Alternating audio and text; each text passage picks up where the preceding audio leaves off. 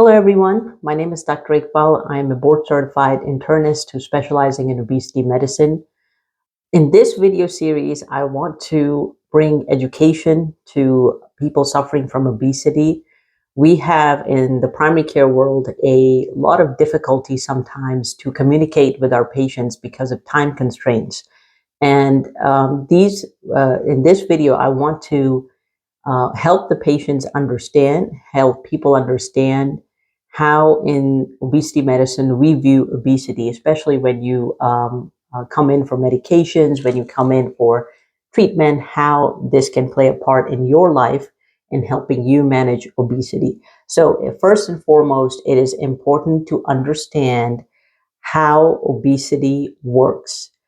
And that is the most vital part about understanding how the disease process is.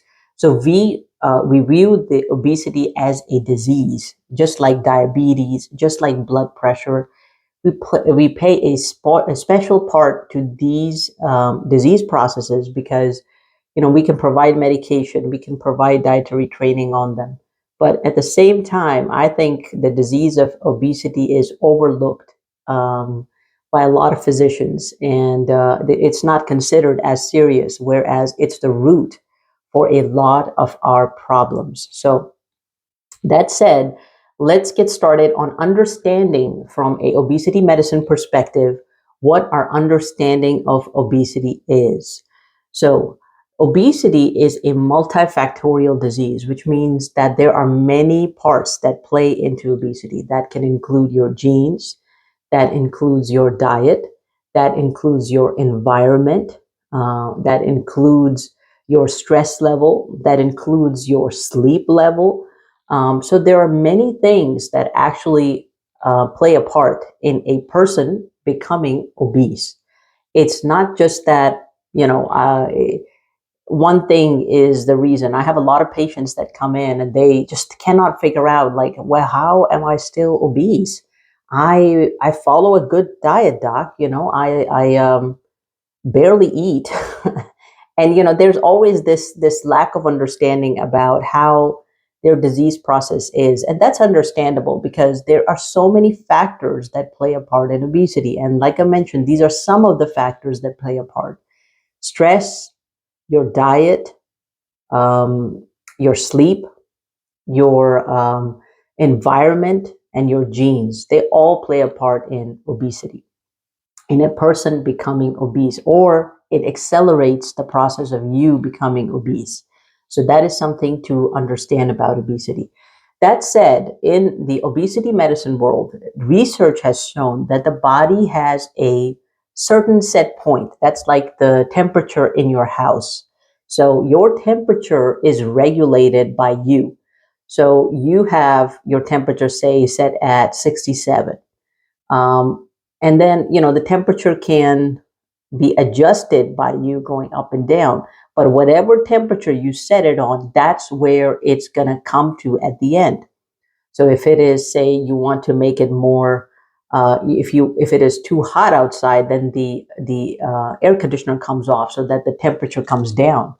Same way, the body has a set point.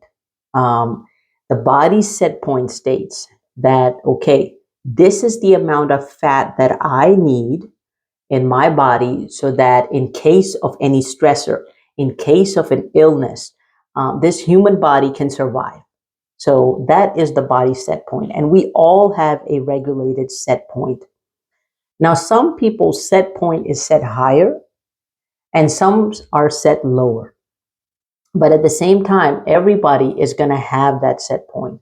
Now, the ones that are set higher, they maintain their fat at a higher level. And that set point is set by many things. It's your genes, it's the environment, it's the lifestyle, it's the diet, it's the sleep, it's the stress. So that set point is set. Okay, this person undergoes this much stress. This is the amount of fat that this person needs to survive in their day-to-day functions. So that set point is set for them. Now, how is the body able to lower that set point? The body defends that set point, unfortunately. And that's why a lot of people, when they go on a diet, say, they started a keto diet or intermittent fasting. So they set that diet up, and, they followed that diet diligently for months.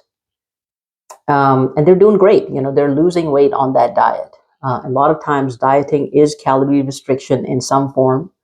It does, help you lose weight, but eventually the body is going to fight it. So what happens is you are on a diet, you're trying to lose weight, you are losing weight successfully. However, the body starts doing what we call counter-regulatory mechanisms.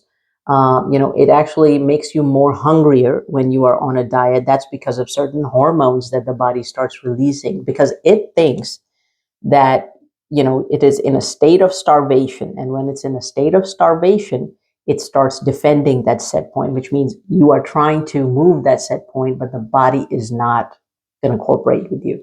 So it starts working towards making you more hungrier, conserving energy so that you don't burn as much calories, basically trying to defend itself, defend the fat mass that is there. You are trying to get rid of the fat. You are trying to fight that set point. And unfortunately, with this set point set, once you stop this intermittent fasting cycle, once your body is, once you say, hey, you know what, I've tried it for 6 months, I've gone through this, you haven't made a permanent change necessarily, because most of the time, if you think about it, intermittent fasting can be difficult for folks. Sometimes other stressors come in. Say, for example, you did your dieting for 6 months, 8 months, and then eventually you say, okay, let me go back to where I was, or something happens. Most of the time in most of our lives, something does happen. Either we start a new job, or baby happens. A lot of lifestyle factors come into play, and eventually you go back to your old ways. So once you go back to that old way, the body is going to start bringing the fat back up. And this may take 6 months to a year, but eventually you will go back to the same set point where you were at, where you were trying to lose weight. So it is very difficult for us as human beings to actually maintain that weight loss.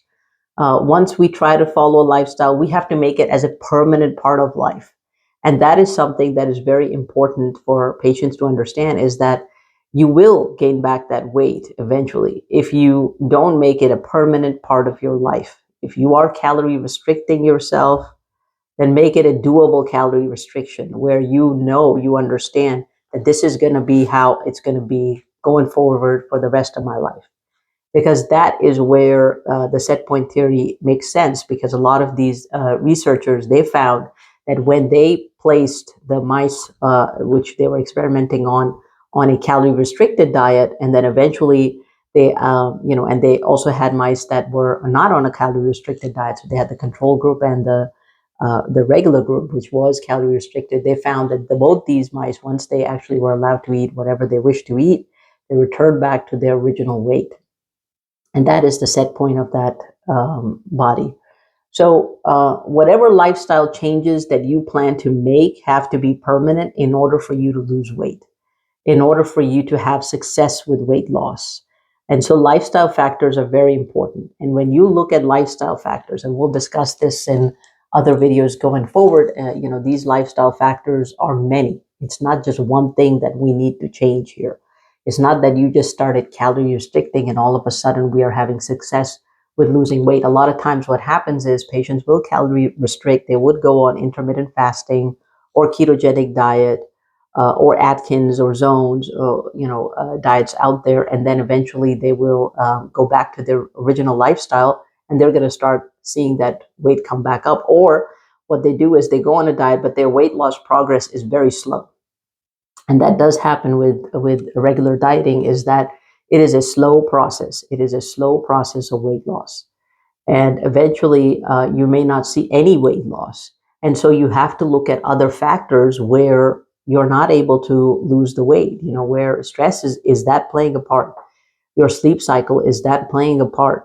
Your other comorbidities, are they playing a part? Your environment, are they playing a part? Your diet, how much is that playing a part? So you have to start looking at those things. Genetics does play a part in it. But then again, that is something that we may not be able to control, but there are other things that we can control. Should we be regulating those as well to give ourselves a successful chance of losing weight? Medication also comes into play as well. Now we have a lot better options for weight loss medications. A lot of you have heard of Ozempic and Mounjaro and these other Victoza. A lot of these newer medications have come up for weight loss. They have a good success record to them. They're not without their side effects, of course. Of course, you have to discuss with your physicians to go on it. But without trying a chance at lifestyle changes, it is unfair to start medication prematurely. You have to consider at least trying for about 6 to 8 months to see if you have some success with weight loss. Because, say, for example, that you start medication and your weight is coming down, that's nice, but how long are you going to be on medication? A lot of people say lifelong because, a lot of people are unable to keep up that lifestyle change lifelong. So many times it's said, maybe these medications should be continued lifelong because at least the patient is keeping the weight off. But without changing your habits, without changing your lifestyle, that will become the reality, is just to be on medication lifelong, or whatever weight loss you get through medication is it. But that lifestyle factor plays a significant role in helping you lose weight and keeping it off permanently. And that's the important point, is keeping that set point lowered. So whenever you are dieting, whenever you're losing weight, you are fighting against that set point. You're bringing the weight down. But just remember, once you take that factor away, when you return back to your old ways, the body is going to fight back and come back to where it originally was. So that was the first part in our lecture series.